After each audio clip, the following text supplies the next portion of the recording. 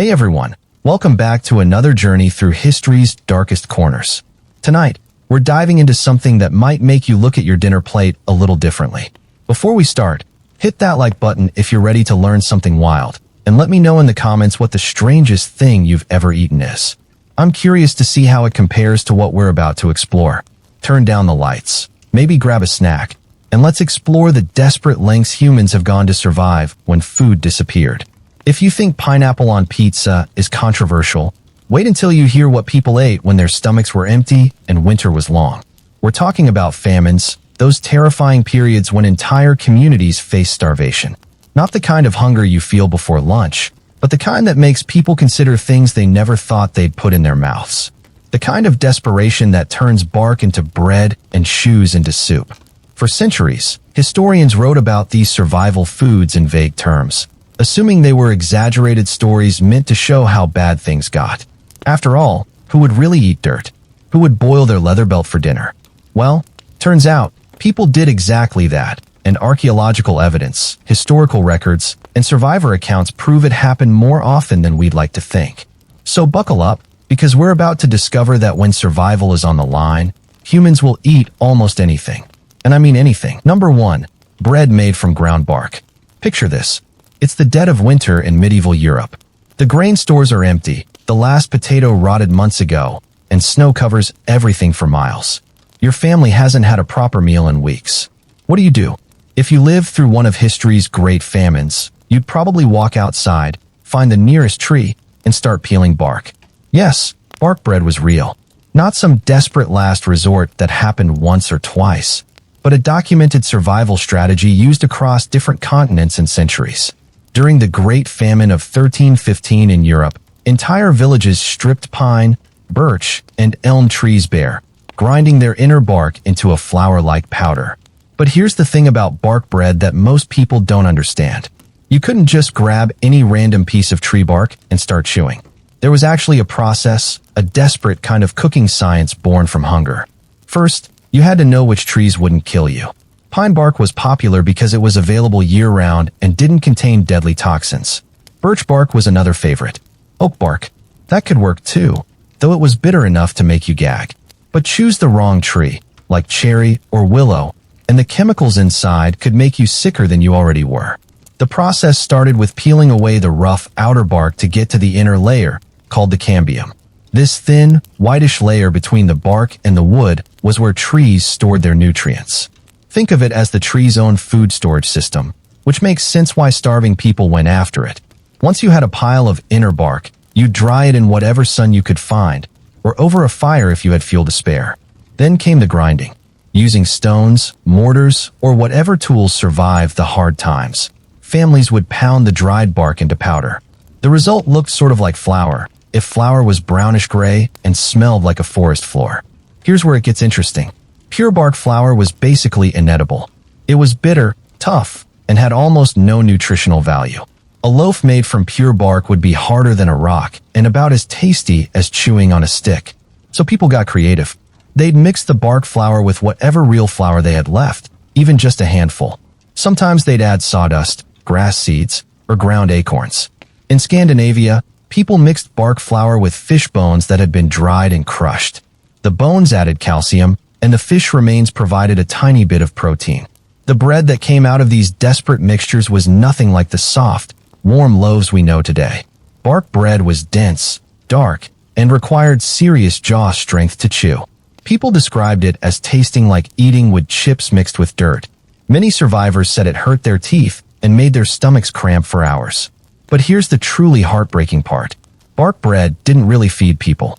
It filled their stomachs temporarily, giving the feeling of being full, but it provided almost no calories or nutrients. People could eat bark bread for weeks and still slowly starve to death. It was psychological relief more than actual nourishment. Archaeological digs and famine sites have found grinding stones still coated with bark residue, and ancient bread ovens with burnt remains of these survival loaves. Church records from the 14th century describe entire congregations too weak to stand during services because they'd been living on bark bread for months. The practice wasn't limited to medieval Europe, either. During the Finnish famine of 1866 to 1868, nearly the entire country resorted to bark bread. Native American tribes had used inner bark for emergency food for centuries, though they usually mixed it with berries, nuts, or dried meat when possible. Even during World War II, civilians in besieged cities ground bark when everything else was gone. What's fascinating is how knowledge of bark bread preparation passed down through families. Grandmothers would teach their daughters which trees were safe, how to process the bark, and how to make it somewhat edible. It was survival information passed down like recipes, except these recipes were about staying alive when everything else failed. Some historical accounts describe the sound entire villages made during bark bread preparation. The constant grinding, pounding, and scraping as hundreds of people processed tree bark created a rhythm that echoed through empty streets. It was the sound of desperation, but also the sound of humans refusing to give up. The strangest part about bark bread is that it sometimes made people believe they were eating real food. The act of kneading dough, baking bread, and sitting down to a meal provided psychological comfort even when their bodies were getting almost nothing. Food rituals mattered even when the food itself was basically inedible. Today, bark bread is mostly a historical curiosity, though some survival experts still teach the techniques. But back then, the sight of stripped trees around a village was a clear sign that famine had pushed people to the absolute edge. When the trees were bare, you knew things were about to get much worse. Number 2. Leather, shoes, and belts for dinner. Imagine being so hungry that you look at your shoes and think, those might taste pretty good if I cook them right. During history's worst famines, that's exactly what happened. Leather wasn't just something you wore or used for tools. It became dinner. The practice of eating leather during famines was so common that it has its own term in several languages. The Germans called it leather soup, and detailed recipes for preparing shoe leather have been found in medieval manuscripts. Not recipes written by desperate people in the moment, but actual cooking instructions passed down through families who had survived famines before. But let's be clear about something. You couldn't just bite into a leather boot and start chewing. Raw leather is tough, dry, and potentially dangerous. It's been treated with chemicals, dyes, and oils that could make you sick. The people who survived by eating leather had developed specific techniques to make it somewhat safe and edible. The process started with selecting the right type of leather. Old, well-worn leather was actually preferred over new leather because it had been softened by use and much of the harsh tanning chemicals had worn away. Shoe soles were popular because they were thick and substantial. Belt leather worked too, though it was usually thinner and provided less food. First, you had to clean the leather thoroughly. This meant scraping off any dirt, mud, or other substances that had accumulated over years of use. Some people even tried to remove dyes by soaking and scrubbing, though this wasn't always possible. The cleaning process could take hours, using precious water and energy that starving people could barely spare. Next came the softening process. Leather had to be soaked for days, sometimes a full week, to break down enough to be edible. People would submerge their shoes or belts in whatever water they could find, changing the water daily if possible. The leather would slowly absorb moisture and begin to soften, though it never became truly tender. After soaking came the cooking. Most leather eaters chopped the softened leather into small pieces and boiled it for hours. The goal was to break down the tough fibers and extract any possible nutrients. The result was a weak broth with floating pieces of leather that had the texture of rubber erasers. Some people got creative with seasoning. They'd add salt if they had it, wild herbs, or even grass to make the leather soup more palatable. During the Siege of Paris in 1870, restaurants actually served leather dishes to wealthy customers, seasoned with whatever spices remained in the city. The nutritional value of leather was minimal. It contained some protein from the original animal hide, but most of that had been destroyed during the tanning process. What people were really eating was processed collagen, which provided some amino acids, but very few calories. Like bark bread, leather soup filled stomachs without really feeding bodies. Historical accounts describe the taste as awful. Survivors said leather soup was salty, bitter, and had a texture that made it hard to swallow. Many people vomited after eating it, losing what little nutrition they'd managed to consume. But when the alternative was death by starvation, awful food was still food. What's remarkable is how organized leather eating became in some communities. During prolonged famines, people would pool their leather goods and create communal soup kitchens. Shoe cobblers became temporary chefs, using their knowledge of different leather types to advise which items would be safest to eat. The psychological impact was enormous. Eating your own shoes meant you'd crossed a line from normal hardship into true desperation. Many survivors described the moment they decided to cook their leather goods as the moment they realized they might not survive the famine. It was both a survival strategy and an admission of defeat. Archaeological evidence supports these accounts. Excavations of famine sites have found unusual wear patterns on leather goods, consistent with them being prepared for eating. Chemical analysis of medieval leather fragments has revealed evidence of prolonged boiling, suggesting they were cooked for consumption rather than just exposed to water. The practice wasn't limited to European famines. During the Chinese famine of 1959 to 1961, people ate leather shoes, belts, and even leather furniture. Native American tribes during harsh winters would sometimes eat their leather clothing when hunting failed for extended periods. Interestingly, some of the leather eaten during famines had significant historical or personal value. People consumed their father's work boots, their grandmother's leather purse, or belts that had been family heirlooms. Hunger made these sentimental attachments meaningless. Survival trumped everything. The aftermath of eating leather was often as bad as the hunger itself. The chemicals used in tanning could cause stomach problems, diarrhea, and other health issues. People who survived famines by eating leather often suffered long-term digestive problems. Their desperate attempt to stay alive sometimes left them with permanent health damage. Perhaps most tragically, eating leather goods often meant destroying the tools people needed to rebuild their lives when the famine ended. Shoes, belts, and leatherwork equipment were expensive and essential items. Consuming them for temporary survival sometimes made long-term recovery harder. But in the moment of extreme hunger, these considerations didn't matter. When your children are starving and you've eaten everything else, you look at your leather goods and see potential meals.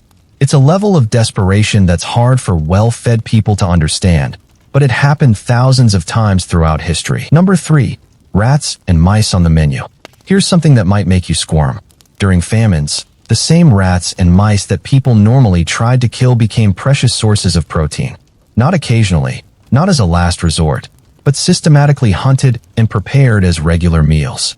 Entire communities became expert rat catchers when their stomachs were empty. The irony wasn't lost on people at the time. These were the same rodents they'd spent years trying to keep out of their grain stores.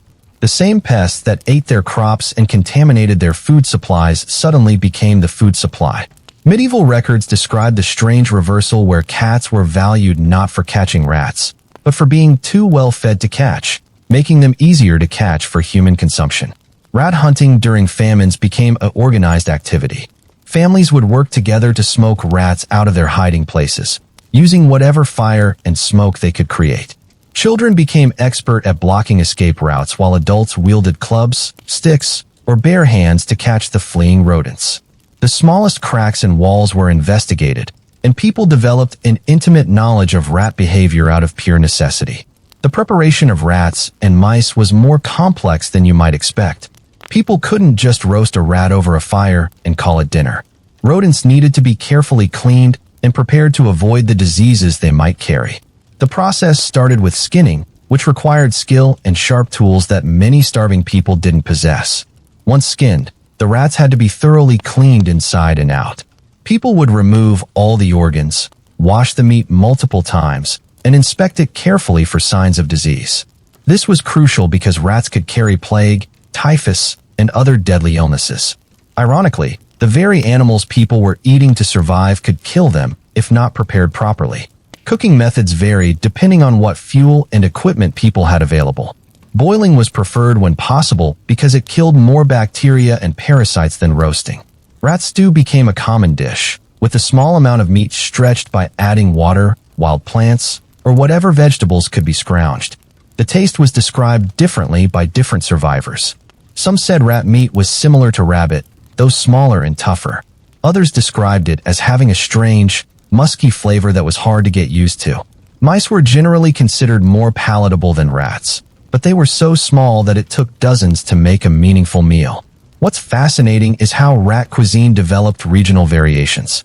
In Paris during the siege of 1870, restaurants served rat dishes with elaborate French names, trying to make rodent consumption seem sophisticated rather than desperate. Chinese communities during famines developed specific spice combinations to mask the taste of rat meat and make it more appealing. Children often became the most successful rat hunters. They were small enough to crawl into spaces where rats hid, quick enough to catch them, and hadn't yet developed the psychological barriers that made adults hesitant to eat rodents. Historical accounts describe children as young as 6 or 7 becoming expert rat trappers, using improvised snares and traps. The economic value of rats during famines was remarkable. In some communities, dead rats became a form of currency. People would trade rat meat for other survival items, or save up multiple rats to trade for larger prizes like a piece of bread or a handful of grain.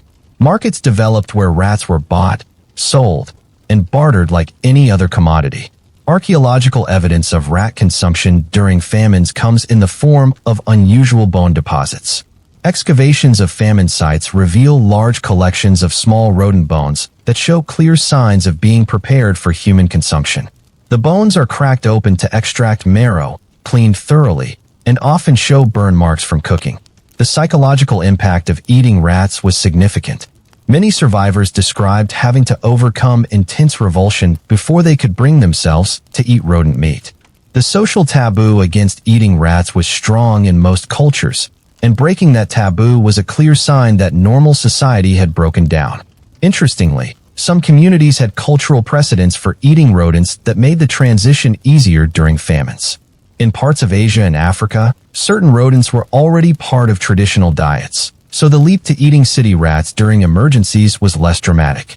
But in European communities where rats were seen purely as pests, the psychological hurdle was much higher. The health consequences of eating rats were mixed. On the positive side, rat meat did provide genuine protein and some essential nutrients that could help people survive longer. On the negative side, rats could transmit diseases, and the stress of catching, preparing, and eating them took a significant toll on people's mental health. Perhaps most tragically, the abundance of rats during famines was often directly related to human death. Rats thrived in communities where people were dying because there were more corpses to feed on. So the availability of rats for human consumption was often a sign that the famine was at its deadliest phase. The memory of eating rats stayed with famine survivors for life. Elderly people who had lived through famines as children would sometimes refuse to eat any meat that reminded them of those desperate times. The trauma of being forced to eat animals they'd been taught to fear and despise left psychological scars that lasted decades. But in the moment of extreme hunger, rats and mice represented hope. They were protein sources that could be caught with minimal tools and energy. When everything else was gone, these small animals kept communities alive just long enough to survive until better times returned. Number 4. Cats and dogs were not safe. The moment communities started looking at their cats and dogs as potential meals marked one of the darkest turns any famine could take. These weren't just animals. They were companions, working partners, and family members. But when human survival was at stake, even the most beloved pets became food. Dogs were often the first to be consumed, not because people cared less about them, but because they were larger and provided more meat. A single dog could feed a family for several days, while a cat might only provide one meal. The practical mathematics of survival were harsh, and people made calculations they never thought they'd have to make. The process of deciding which animals to eat was heartbreaking. Families would argue about whether to eat the dog that helped them hunt or the cat that caught mice in their grain stores. Some people tried to eat other people's pets first, leading to conflicts and theft that tore communities apart. Neighbors who had lived peacefully for years suddenly became protective of their animals in ways they'd never had to before. Historical records describe the techniques people used to catch cats and dogs that had become wary of humans. Starving pets were often easier to catch because they were weak and desperate for any food, but healthy animals required hunting strategies. People set traps, used nets, and sometimes worked in groups to corner animals that had learned to hide. The preparation of cats and dogs followed similar patterns to other meat, but with more emotional difficulty. Many people reported having to psychologically distance themselves from the process, treating the meat as if it came from an unknown animal rather than a pet they'd loved. Some families developed rituals or ceremonies to honor the animals they were about to eat. Cat meat was described as having a strong, distinctive flavor that many people found unpleasant. Dogs, depending on their size and diet, ranged from barely edible to reasonably palatable. Larger working dogs that had been well-fed were generally preferred over smaller, weaker animals that provided little meat and poor nutrition. The cooking methods were crucial for both safety and palatability. Cats and dogs could carry diseases, parasites, and had often been eating garbage or worse during the famine. Thorough cooking was essential, which meant boiling for hours or roasting over fires that consumed precious fuel. People had to balance food safety with conservation of cooking resources. Children were often shielded from knowledge of what meat they were eating. Parents would tell their children they were eating mystery meat or found meat, rather than revealing they were consuming family pets. This deception was both to protect the children's emotional well-being and to prevent them from refusing to eat when nutrition was desperately needed. The social dynamics around pet consumption were complex. Some communities developed unspoken agreements about which animals could be eaten and which should be preserved. Working dogs that could help hunt might be spared while lap dogs became food.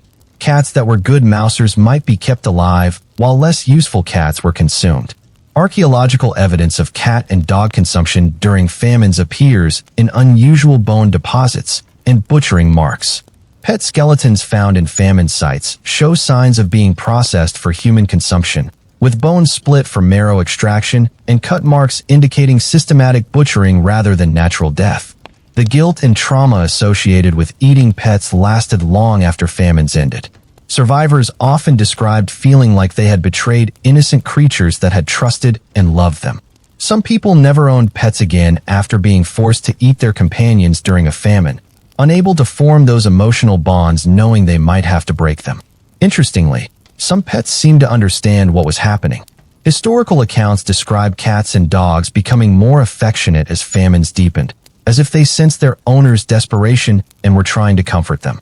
This made the eventual decision to eat them even more emotionally devastating. The economic value of pets during famines created black markets and theft. People who had managed to keep their animals well-fed found them targeted by hungry neighbors. Pet theft became common, leading to violence and the breakdown of social trust. Communities that had functioned peacefully for generations were torn apart by disputes over animals. Religious and cultural taboos about eating certain animals added another layer of complexity. In communities where dogs were considered unclean or cats were seen as spiritually significant, the decision to consume them required overcoming deeply held beliefs. Some people chose to starve rather than violate these religious principles. The impact on children who witnessed pet consumption was particularly severe. Many adults who survived famines as children reported lasting psychological trauma from watching beloved animals being killed and eaten. Some developed lifelong aversions to pet ownership or certain types of meat, unable to separate the survival necessity from the emotional trauma. Perhaps most tragically, eating pets often meant destroying the very animals that might have helped communities recover from famines more quickly. Dogs that could hunt, herd animals, or guard property were valuable resources for rebuilding after hard times. Consuming them for short-term survival sometimes made long-term recovery more difficult. The memory of pet consumption became one of the defining experiences that separated famine survivors from others.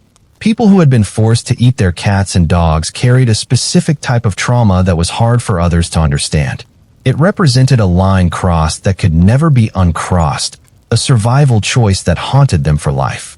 But in those desperate moments, with starving children and empty stomachs, pets represented immediate survival. The emotional cost was enormous, but the alternative was death. These animals, beloved as they were, became the difference between families living and dying during history's cruelest periods. Number 5. Clay and dirt as food. When you're so hungry that your stomach feels like it's eating itself, even dirt starts to look like a meal. During the worst famines, people literally ate earth, clay, and mud, convincing themselves that filling their stomachs with anything was better than the gnawing emptiness of starvation. It sounds impossible, but historical records and survivor accounts prove it happened regularly. The practice of eating clay and dirt, known scientifically as geophagy, wasn't random desperation.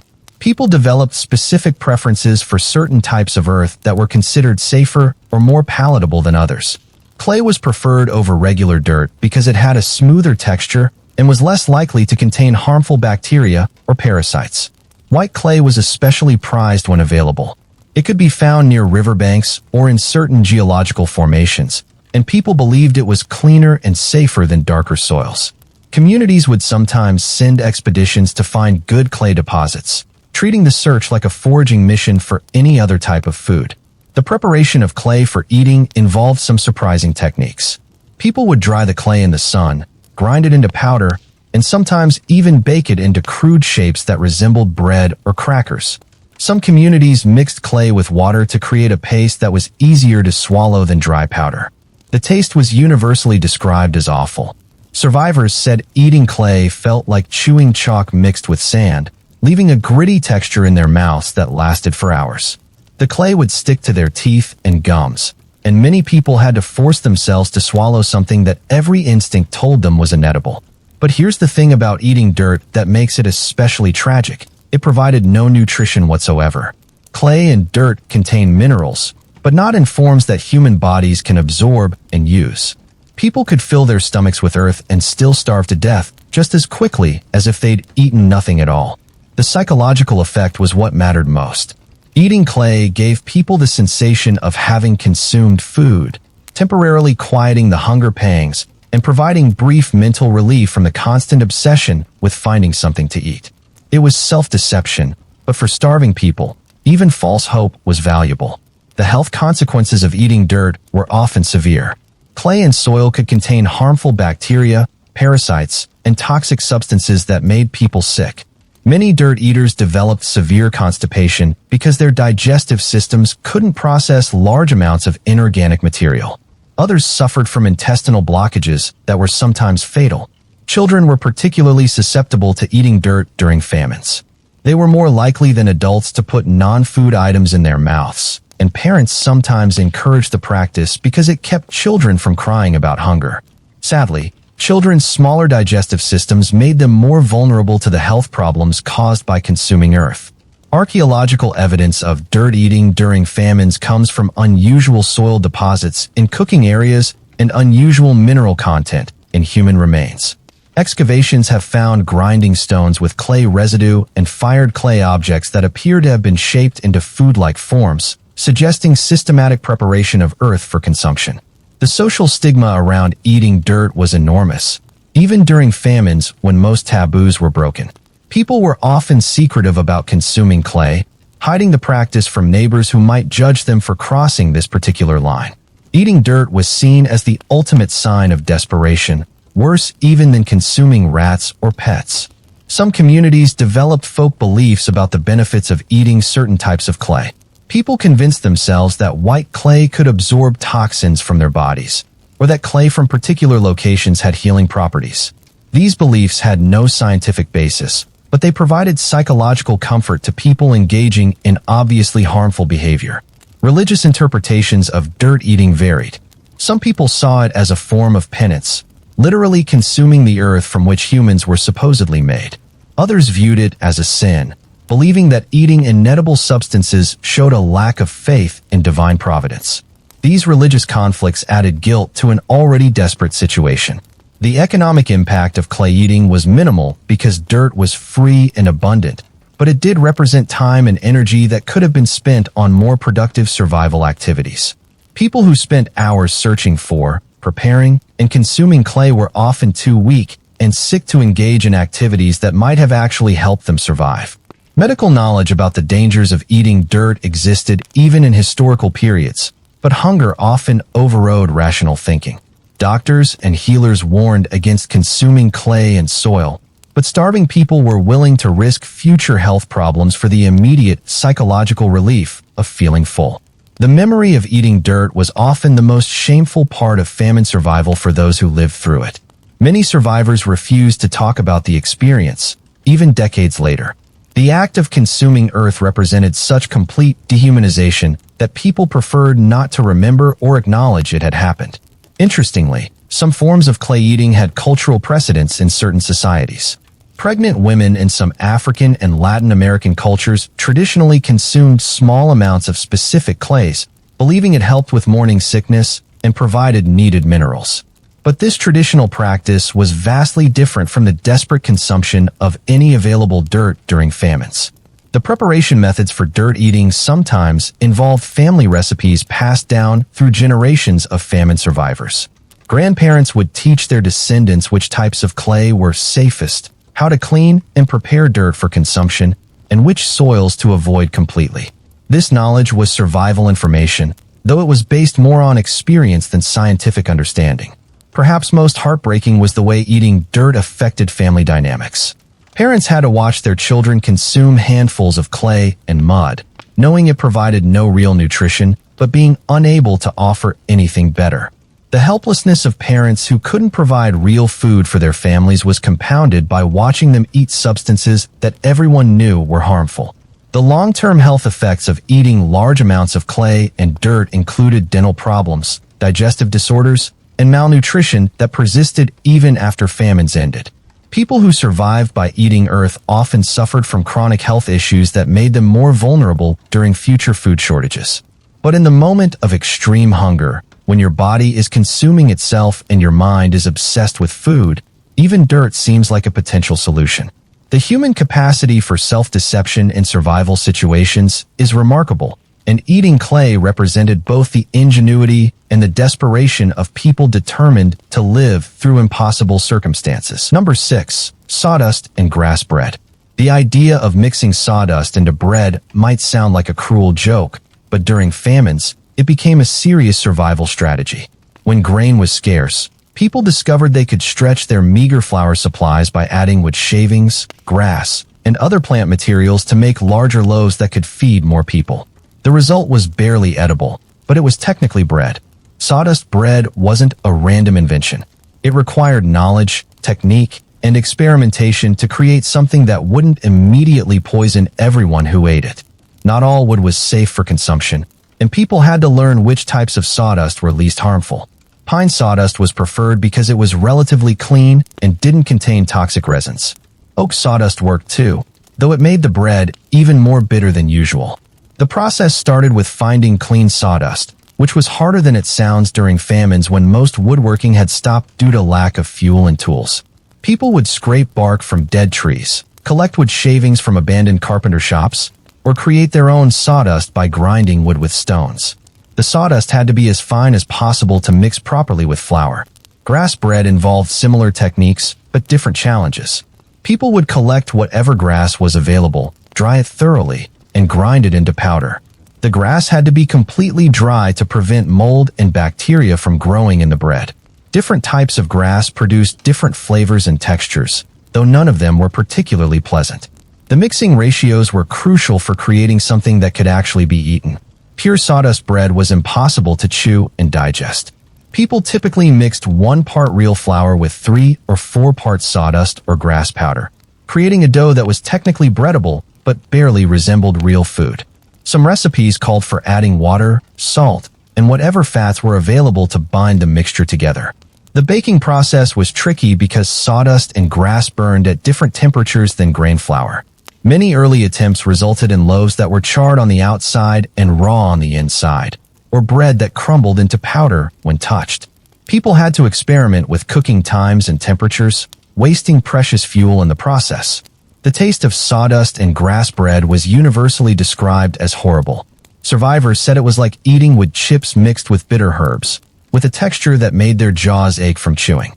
The bread was so dry it absorbed all moisture from their mouths, making it difficult to swallow without plenty of water, which was often as scarce as food. The nutritional value was almost non-existent. While grass contained some vitamins and minerals, most of these were destroyed during the drying and baking process.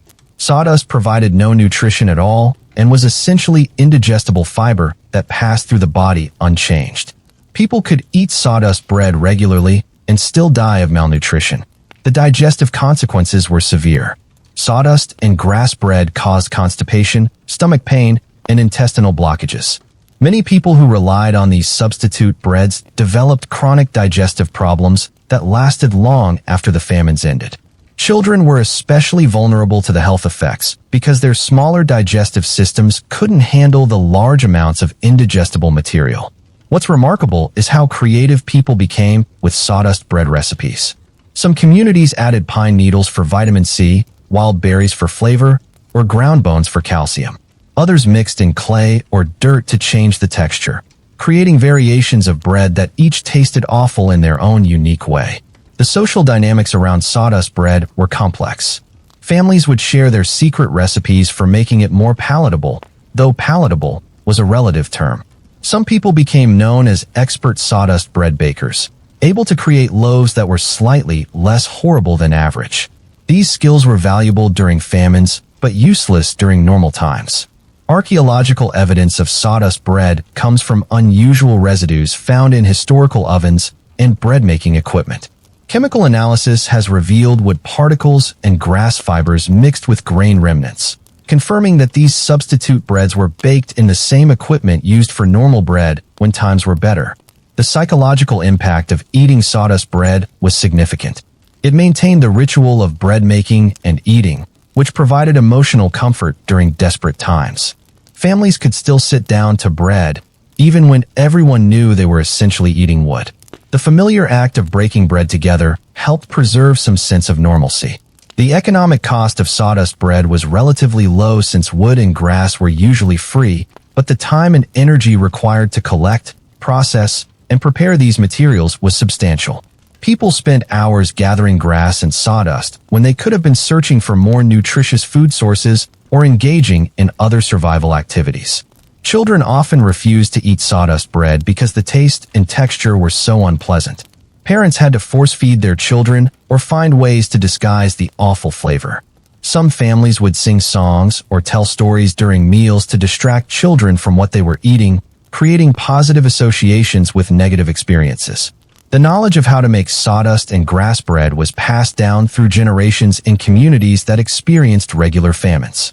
Grandparents would teach younger family members the techniques, hoping they'd never need to use the information but wanting them to have survival skills just in case.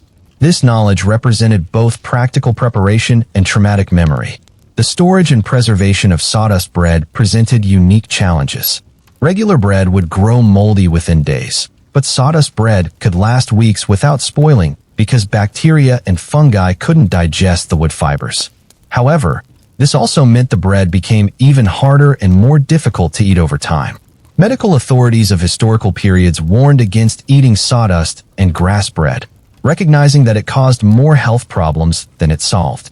But hungry people were willing to accept future digestive problems in exchange for immediate relief from starvation. The choice was often between eating horrible bread or eating nothing at all.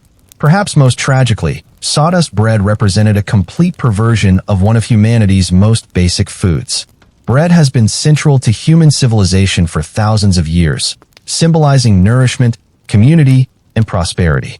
Turning bread into a mixture of wood shavings and grass showed how completely famines could destroy the foundations of human culture. The long-term health effects of regularly eating sawdust and grass bread included malnutrition, digestive disorders, and dental problems from chewing such tough, abrasive material. Many people who survived famines by eating these substitute breads had permanent health issues that affected them for the rest of their lives. But in communities facing starvation, sawdust bread represented hope and ingenuity.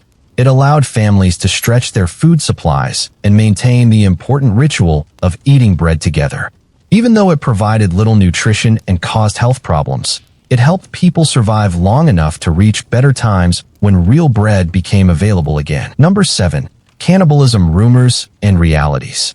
We've reached the darkest territory in our exploration of famine foods, and this is where history gets uncomfortable. Cannibalism during famines is one of those topics that historians have debated, documented, and sometimes exaggerated for centuries. The reality is both less common and more tragic than popular stories suggest. First, let's be clear about something important. Most reports of cannibalism during famines were rumors, not facts. In communities under extreme stress, people were quick to accuse their neighbors of the worst possible behaviors. Fear, hunger, and desperation created an atmosphere where wild stories spread faster than facts. Someone would disappear, and suddenly there were whispers that they'd been eaten by desperate neighbors. These rumors served a psychological purpose.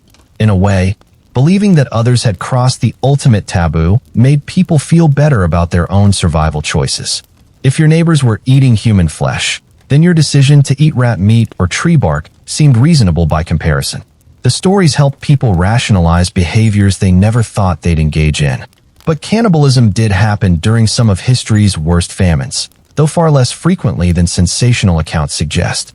The documented cases usually involve people who had already died from starvation or disease, not murder for the purpose of obtaining food.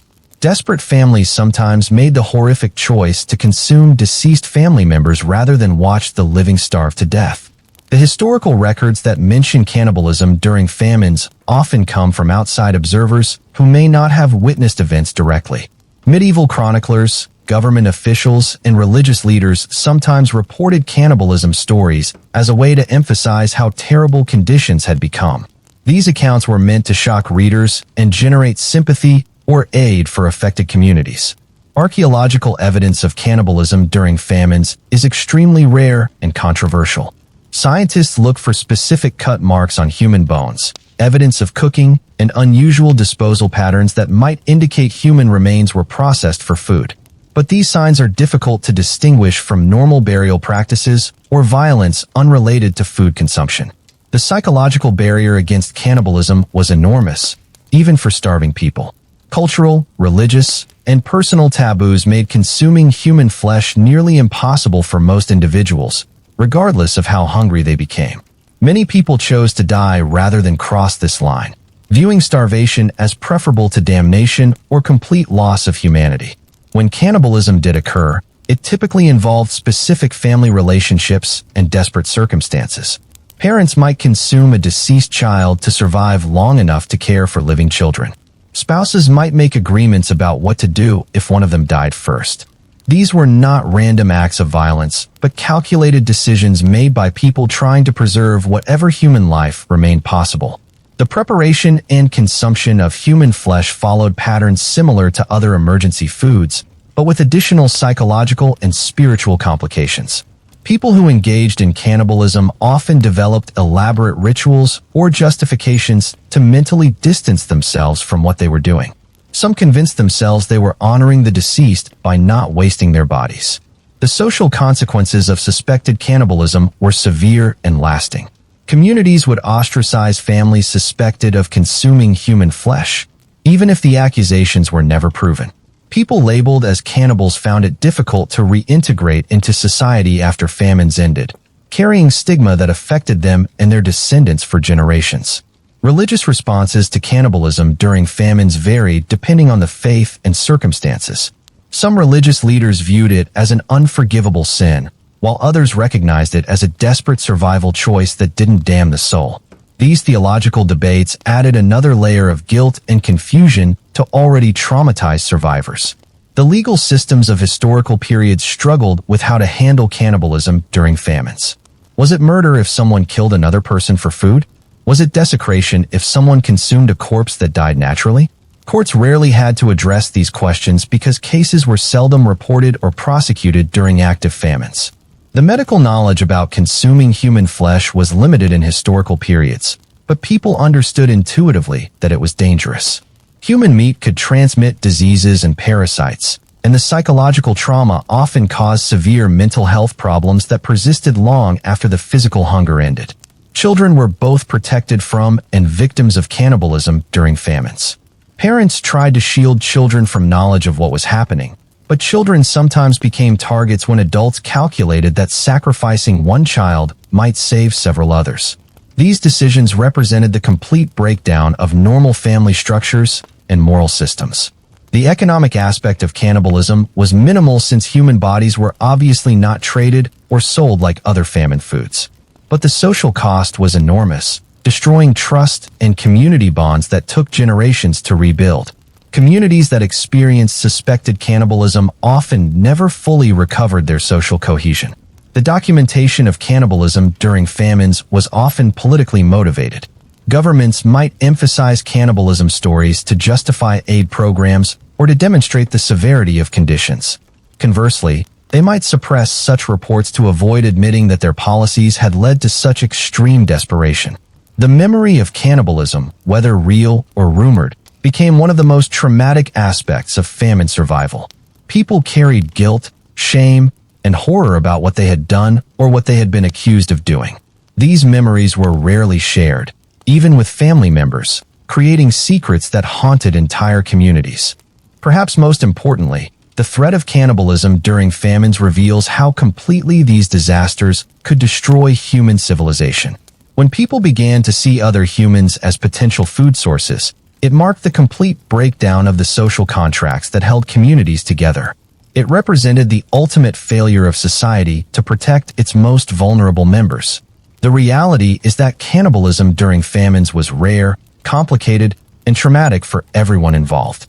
It wasn't the systematic or widespread practice that sensational stories suggest, but it did happen often enough to leave lasting marks on communities and historical records.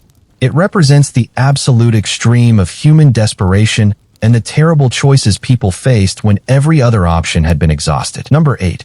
Horses, donkeys, and even plow animals.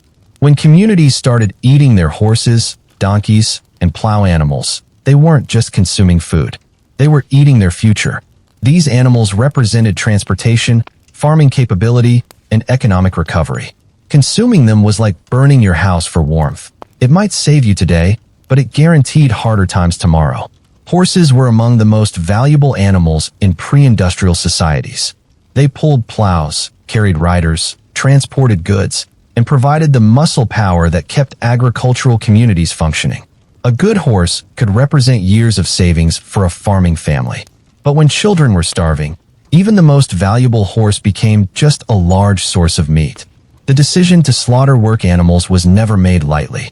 Families would debate for weeks about whether to eat their plow horse or try to survive a little longer on bark bread and grass soup. These animals often had names, personalities, and emotional significance that made the choice even more difficult. Many horses and donkeys had been part of families for years, treated almost like large pets. Donkeys presented a similar dilemma, but were often eaten before horses because they were considered less valuable. Donkeys were sturdy, reliable workers, but couldn't perform as many different tasks as horses. When families had to choose between eating a horse or a donkey, the donkey usually lost. But every donkey consumed meant one less animal to help rebuild when the famine ended. Oxen and plow animals were perhaps the most tragic losses because they were specifically bred and trained for agricultural work. These animals represented the foundation of farming communities. Eating a trained ox was like destroying a piece of complex machinery that couldn't be easily replaced. But starving people couldn't plow fields anyway, so the long-term thinking gave way to immediate survival needs. The slaughter process for large animals required community cooperation and specific skills that many people didn't possess. Killing a horse or ox properly required knowledge of animal anatomy and butchering techniques.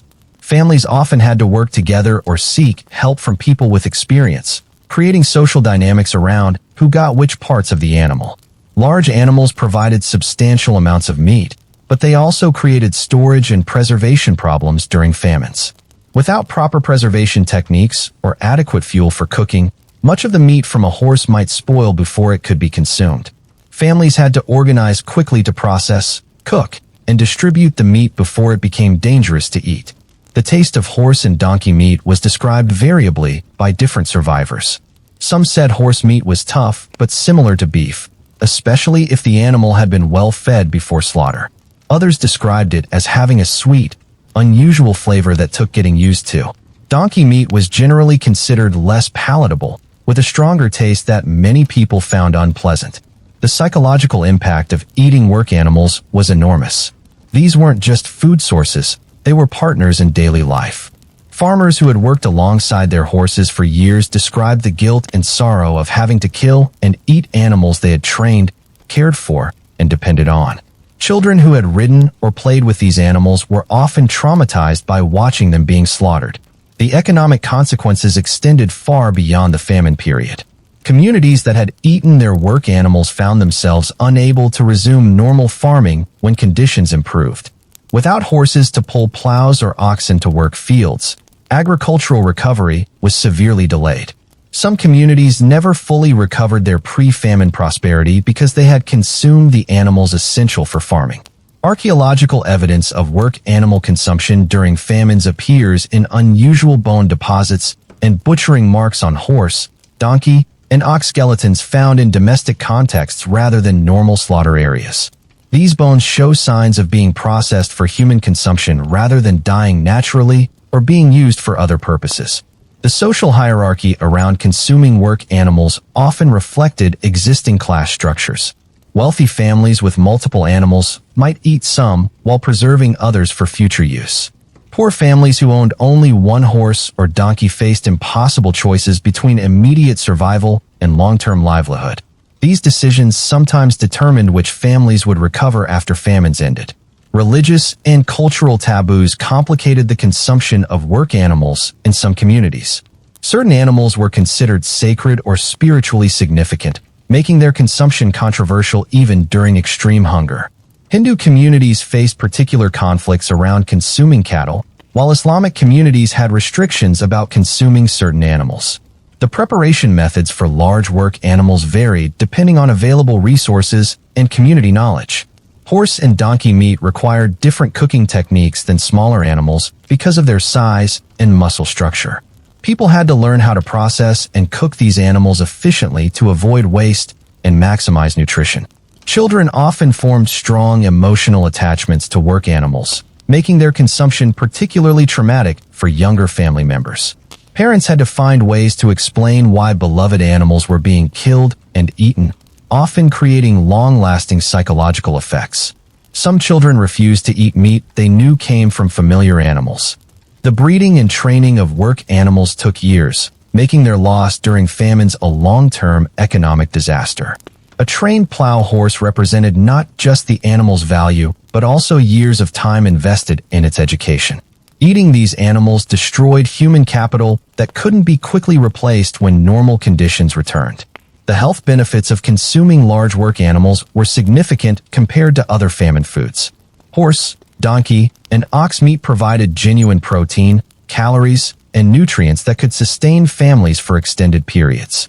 Unlike bark bread or clay soup, this meat actually nourished bodies and helped people survive longer. The preservation techniques for large amounts of meat from work animals often involved entire communities. Families would share preservation methods, smoking techniques, and storage strategies to make the meat last as long as possible. These cooperative efforts helped maintain some social bonds during desperate times. The theft and protection of work animals during famines created conflicts and violence within communities. Families with animals had to guard them constantly against desperate neighbors, while those without animals sometimes resorted to theft or violence to obtain them. These conflicts tore apart communities that had lived peacefully for generations. The memory of eating work animals stayed with famine survivors as a symbol of complete desperation. Many people who had consumed their horses or oxen never fully recovered emotionally from the experience, carrying guilt about destroying animals they had loved and depended on.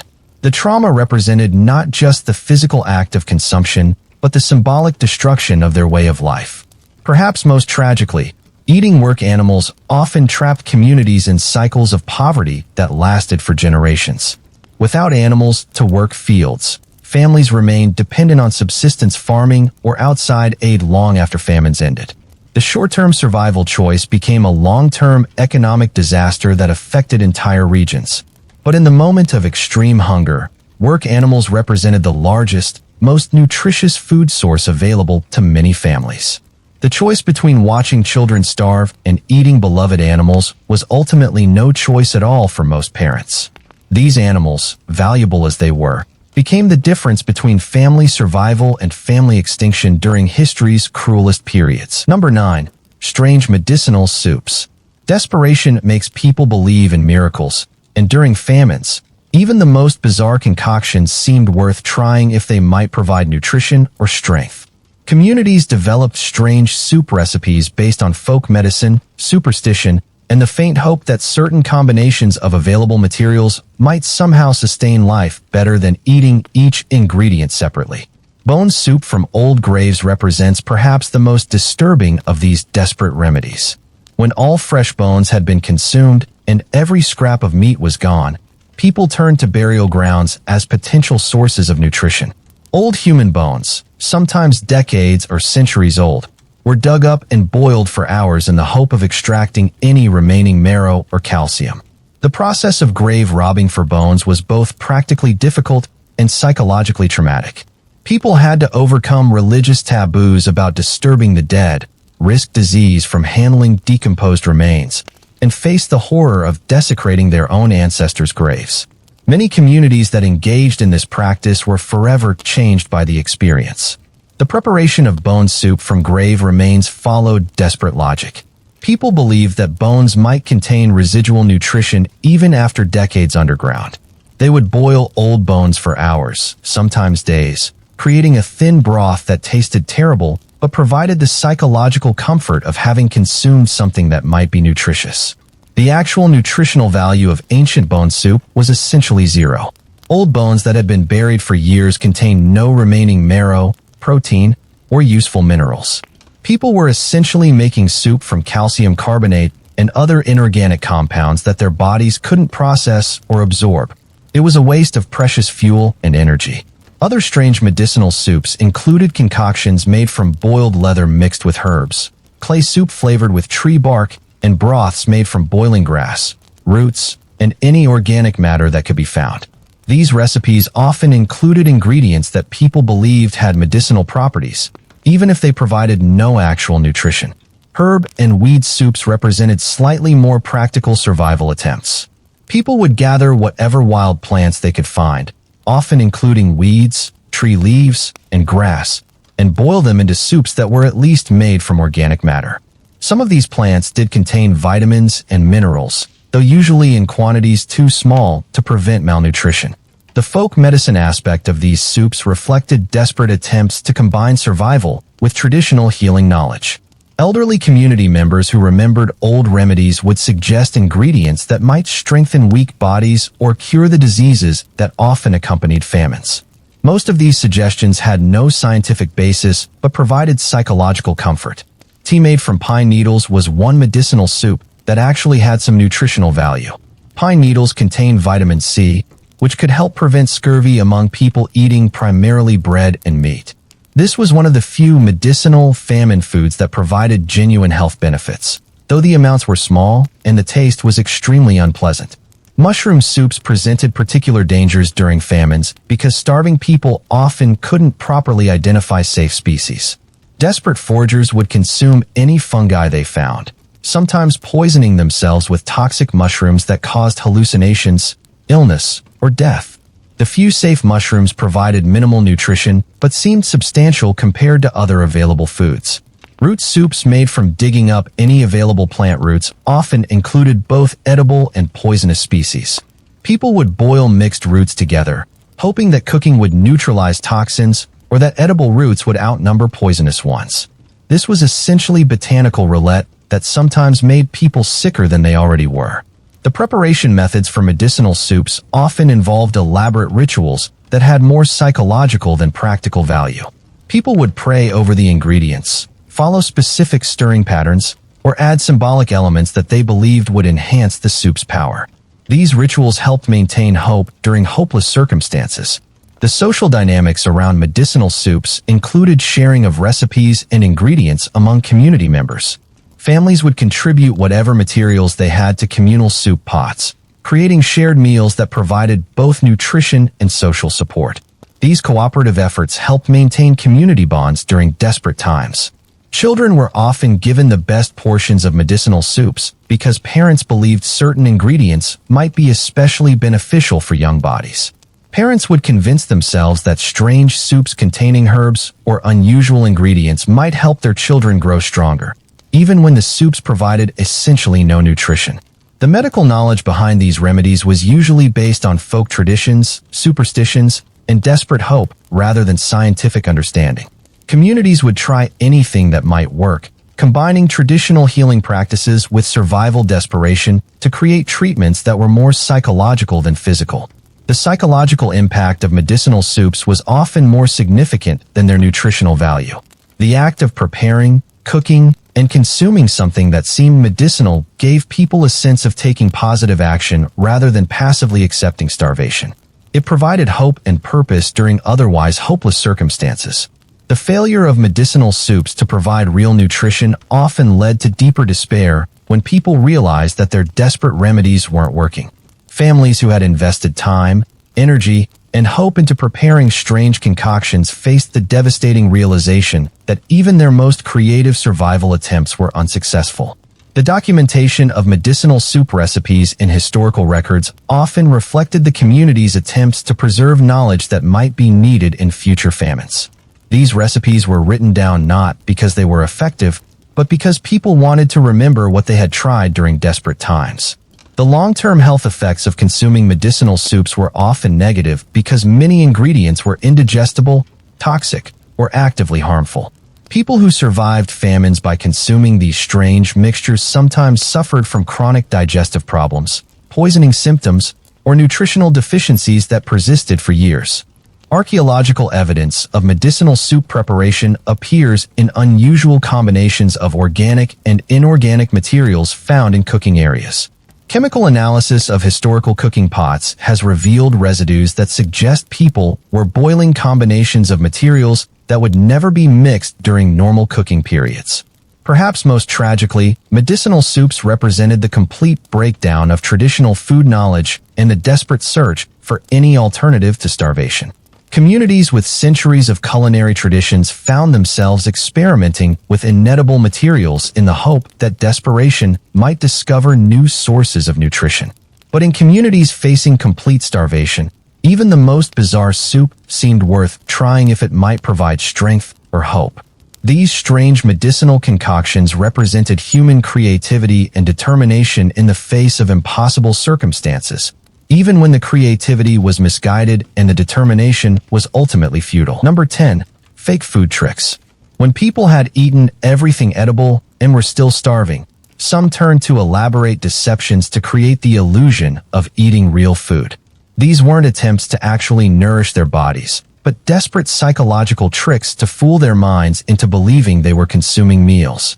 It was survival through self-deception, and it reveals just how powerful the human need for food rituals can be. The most common fake food trick was creating soup from hot water, salt, and whatever could be found to give the liquid color and substance. People would boil water and add soot from chimneys to make it look like a dark broth, or stir in clay to create a thick consistency that resembled soup with actual ingredients. The goal wasn't nutrition, but the psychological comfort of eating something that looked like food. Soot soup was particularly common in urban areas during famines because chimney soot was readily available and gave water a dark color that resembled meat broth.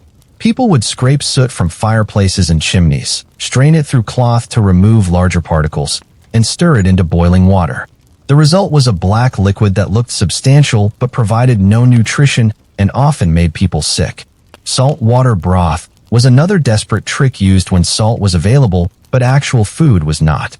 People would dissolve whatever salt they could find in hot water, sometimes adding herbs or grass to create the illusion of a seasoned soup. The salt provided some electrolytes, but also increased thirst and dehydration, making the overall effect harmful rather than helpful. Colored water tricks involved using any available materials to make plain water look like it contained food. People would add clay for thickness, charcoal for dark color, or even their own blood to create liquid that resembled soup or broth. These deceptions were purely visual, designed to trick the brain into believing nourishment was being consumed. The ritual aspects of fake food were often as important as the visual deception. Families would maintain normal mealtime routines, setting places at tables, saying prayers, and eating their fake meals with spoons and bowls. These rituals provided psychological comfort and helped maintain family structure during desperate times. Tea made from non-food plants was another form of fake sustenance that provided warmth and the sensation of consuming something, even when the plants had no nutritional value. People would brew tea from tree leaves, grass, flowers, or any plant material that could be steeped in hot water. The warm, liquid, and familiar act of drinking tea provided psychological comfort. Fake bread involved creating shapes that looked like loaves using clay, mud, or other moldable materials that could be baked or dried into bread-like forms. These fake loaves couldn't be eaten, but their presence on tables provided the visual and psychological comfort of having bread available, even when families knew it was inedible. The preparation of fake meals often became elaborate family activities that occupied time and provided shared purpose. Parents and children would work together to create convincing-looking fake foods, turning survival deception into a cooperative project that maintained family bonds and gave everyone something to do besides focus on hunger. Hot water with grease or fat created broth that had some caloric value but was mostly liquid filler. People would melt whatever animal fat they could find, usually tiny amounts saved from previous meals, and stir it into hot water to create a liquid that looked and tasted somewhat like soup. This provided minimal nutrition but maximum psychological impact. Sand or dirt mixed with water created thick liquids that resembled porridge or soup. People would strain soil to remove rocks and debris, then mix the fine particles with water to create a substance that had the consistency of food, even though it was essentially flavored mud. This was completely indigestible, but filled stomachs temporarily. The sharing of fake food tricks became a form of community knowledge during famines. Families would exchange recipes for creating convincing fake meals, teaching each other techniques for making water look like soup or creating fake bread that seemed real. This knowledge sharing maintained social bonds when real food sharing was impossible. Children were often the primary targets of fake food deceptions because adults believed that maintaining normal eating routines would help children cope with starvation. Parents would prepare elaborate fake meals and encourage children to eat them, hoping to provide psychological comfort even when no actual nutrition was available. The psychological effects of fake food consumption were complex. On one hand, the rituals and deceptions provided comfort and hope during desperate times. On the other hand, the constant reminder that the food wasn't real could increase despair and make the hunger more unbearable by highlighting what was missing. Religious and spiritual aspects often accompanied fake food rituals. Families would pray over their fake meals, thank God for their sustenance, and maintain gratitude practices around completely inedible substances. These spiritual exercises helped preserve faith and hope during circumstances that challenged every religious belief. The economic cost of fake food was minimal since the ingredients were usually free, but the time and energy spent preparing elaborate deceptions could have been used for activities that might have actually improved survival chances. However, the psychological benefits may have justified the resource allocation. The medical effects of consuming fake foods were generally negative. Clay, soot, and dirt caused digestive problems, while salt water increased dehydration. People who relied heavily on fake food tricks often became sicker from consuming inedible substances than they would have been from simply drinking plain water. The social stigma around fake food was less than around eating truly desperate foods like rats or human flesh, but there was still shame associated with the elaborate self-deception. Families often kept their fake food practices secret from neighbors, embarrassed about the extent of their desperation and deception. The documentation of fake food tricks in historical records often appeared in personal diaries and letters rather than official accounts. People wrote about these practices as private admissions of how far they had fallen, rather than as survival strategies they were proud of or wanted to preserve for posterity. The long-term psychological effects of fake food consumption often included complex relationships with real food after famines ended. People who had spent months eating elaborate fake meals sometimes had difficulty enjoying real food, feeling guilty about actual nourishment or unable to trust that food was genuine. Archaeological evidence of fake food preparation is difficult to identify because the materials used were often indistinguishable from normal cooking activities. However, unusual combinations of inedible substances in cooking areas suggest that people were preparing non-food items using food preparation techniques. The creativity involved in fake food tricks reveals remarkable human ingenuity in the face of impossible circumstances. People developed complex techniques for creating convincing food illusions, demonstrating that even in extreme desperation, humans maintained their capacity for innovation and problem-solving. Perhaps most poignantly, fake food tricks represent the fundamental human need for food rituals and the psychological importance of eating together. Even when no real food was available, Families maintained the social and spiritual aspects of meals through elaborate deceptions that provided no nutrition but preserved essential human connections. The legacy of fake food practices from historical famines serves as a reminder that food is about much more than nutrition. The rituals, social connections, and psychological comfort associated with eating are so important that people will go to extraordinary lengths to preserve them, even when preservation requires complete self-deception about what they're actually consuming. But in the moment of extreme hunger, when all real food options had been exhausted, fake food tricks provided the psychological strength needed to endure another day. These elaborate deceptions kept hope alive and maintained human dignity when physical survival seemed impossible, proving that sometimes the mind's need for nourishment is as important as the body's. Tonight, we've journeyed through some of the darkest chapters in human survival, exploring the desperate lengths people went to stay alive when food disappeared. From bark bread to fake soup made with chimney soot, these stories remind us that human ingenuity and determination can emerge even in the most impossible circumstances. What strikes me most about these famine foods isn't just how desperate people became, but how creative and resourceful they remained even when facing death. They developed techniques, shared knowledge, and maintained hope when everything seemed hopeless. They preserved family rituals and community bonds even when those rituals involved eating tree bark and pretending mud was soup. These weren't just survival strategies.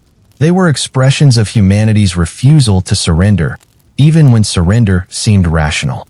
Every piece of bark ground into flour, every leather shoe boiled into broth, every fake meal prepared with elaborate care represented someone's determination to live another day.